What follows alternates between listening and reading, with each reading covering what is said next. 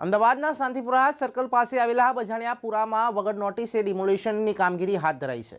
બજાણિયાપુરામાં રહેતા રહેવાસીઓનું કહેવું છે કે 2018માં નોટિસ આપવામાં આવી હતી, તે પછી અમોને લેખિતમાં કોઈ બી જાતની નોટિસ આપવામાં આવી નથી અને વારંવાર મૌખિકમાં આવીને જતા હોય છે। ત્યારે 15 દિવસમાં ખાલી કરી દેજો તેવું કહેવામાં આવી રહ્યું છે ત્યાંના રહેવાસીઓનું। ત્યારે મ્યુનિસિપલ કોર્પોરેશનમાં ટેક્સ પણ ભરીએ છીએ, છતાં અમારા મકાનોને તોડવામાં આવી રહ્યા છે। મજૂરી કરીને પોતાનું ઘર ચલાવે છે, ત્યારે નવા મકાન કઈ રીતે લઈ શકાય? આ મકાન પાડવા હોય તો અમને બીજા નવા મકાન આપો તેવી લોકોની માંગ છે। મનસુખભાઈ ગોવિંદભાઈ રાવળ। શું તમને અહીંયા પ્રોબ્લેમ થઈ રહી છે? અમને પ્રોબ્લેમ એ થાય છે સાહેબ કે અમારા ઘર આજથી 1974ની સાલના મકાન હતા, આખું પરું બજણિયાપુરા હતું। હવે આ બજણિયાપુરા અમારું આ લોકોએ નિકુળભાઈ અને કમલેશભાઈ ત્રિપાઠી એમને વત્તા અહીંથી આ રોડ કાઢવા માટે લોકોને 10-10 હજાર રૂપિયા આપી અને ફોલાઈ અને મકાન બધાને પાડી દીધા। અમે તમને જગ્યા આપીશું અને મકાન આપીશું, પણ એ પાંતીમાં કોઈ પણ કાંઈ આપ્યું નથી। કેટલો સમય પહેલા 10-10 હજાર રૂપિયા આપ્યા હતા? હજુ હવે ટાઈમની કોઈ ખબર રહી નથી કે 2002માં 2002માં આપ્યા હતા। હા, અત્યારે હાલમાં તમારી શું માંગણી છે? અમારી માગણી એવી છે, પાડવા તો છો પાડી દે, પણ જગ્યા સામે આપે। હજુ સુધી તમને કોઈ જગ્યા આપવા કોઈ જગ્યા નહીં અને જાણના મકાન છતાં કોઈ પણ સુવિધા નહીં, નહીં પાણી, નહીં ગટર, નહીં કે લાઇટ નહીં, કોઈ પણ સુવિધા આપી નથી। તો સુવિધા તો સરકાર ક્યારે આપે છે? જ્યારે તમે ટેક્સ ભરતા હો, વેરો ભરતા હો, ત્યારે જ તમને સરકાર સુવિધા આપે। ટેક્સ બિલ ને બધું કમ્પ્લીટ છે, જ્યારથી અમે રહીએ ત્યારના બધા ટેક્સ બિલ ને બધું કમ્પ્લીટ છે અમારી પાસે। જો સરકારને જોવું હોય તો અમે એમને બતાવવા તૈયાર છીએ। હાલ કેટલા મકાન છે અહીંયા? અત્યારે હાલ મકાન અહીંયા અત્યારમાં હાલ અહીંયા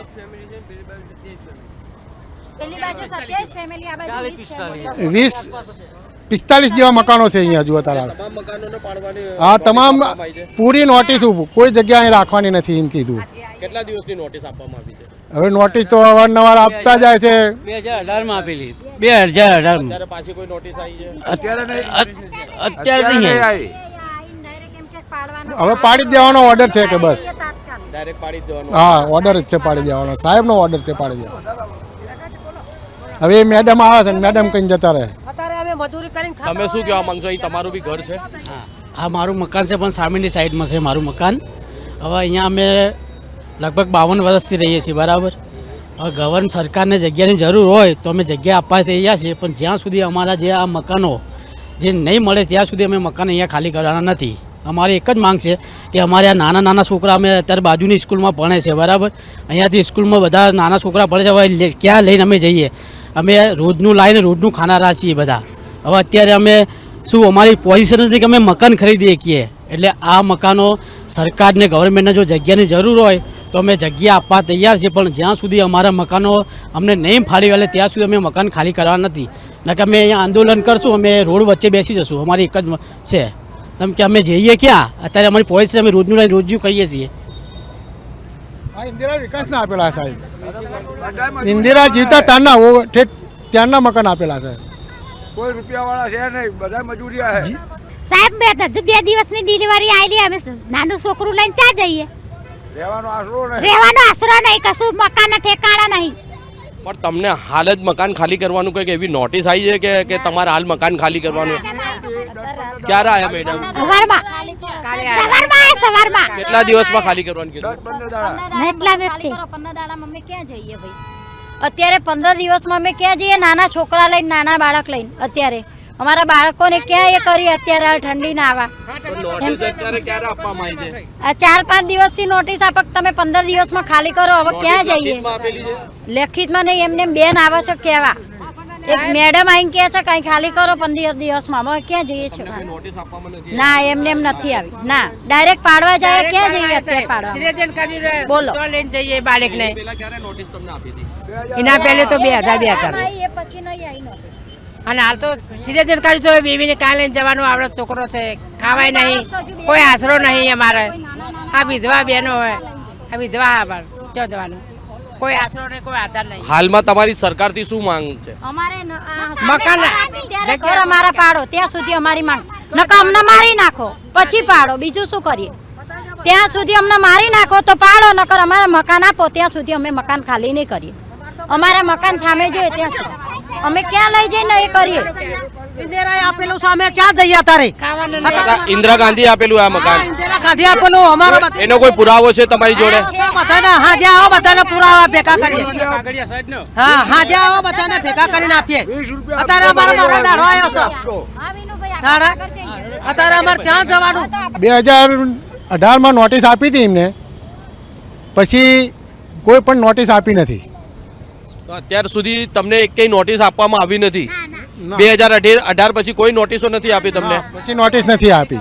તો અત્યારે 15 દિવસમાં તમે કહો છો કે અમને ખાલી કરવાનું કીધું, તો કેવી રીતના ખાલી કરવાનું કીધું તો છે? એ મૌખિક ખાલી કરાવી દેશે, ધમકી આવીને આપી દે કે ખાલી કરી નાખો. એટલે મૌખિકમાં કીધું છે, નોટિસ નથી આપી પછી 2000 પછી? ના, તમે આવો એટલે જતા રહેશો એ બેન આવીને જતા રહ્યા, આ ખરાબ.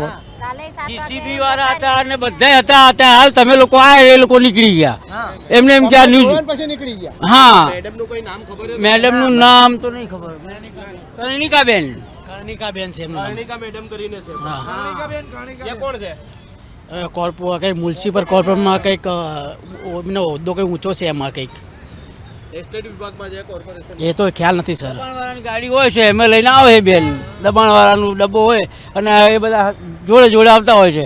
અને અત્યારે આયા અને કહ્યું કે તમે આ ખાલી કરો આ જગ્યા, અને પછી નાહી ગયા તમને જોયા એટલે ન્યૂઝવાળા પેલા ન્યૂઝવાળા જો એટલે નાહી ગયા. અમે આયા તા અહીંયા પેલું હા. બધું જીસીબીસી ખસેડતા હતા, હા. પણ એ જતા રહ્યા. જતા તો એ- રહ્યા. એ કોર્પોરેશન વાળા જતા રહ્યા. હા, દબાણવાળા હતા, ડબ્બો લઈને ના નીકળી ગયા બધા તમે આ એટલે. હા, દાવો બી અમે મૂકેલો છે આની ઉપર, અમારે દાવો પણ મૂકેલો છે. અમારા વકીલ કેસ ચાલુ છે અમારો અત્યારે. અમારા વકીલ છે ચંદ્રકાંતભાઈ પટેલ, એ અત્યારે અમારું જે દાવો હમણાં 2 દિવસ પહેલાં જ અમે દાવો મૂકેલો છે, એટલે આની પર સ્ટે મૂકેલો છે અમે. શાંતિપુરા સર્કલ પાસે બજાણિયાપુર જે આવેલું છે, તેમાં અહીંના સ્થાનિકોને એવું કહેવું છે કે 2018માં અમને આ મકાનો પાડવાની નોટિસો આપવામાં આવી હતી, અને એની પછી અત્યાર સુધી કોઈ લખિતમાં નોટિસો નથી આપવામાં આવી.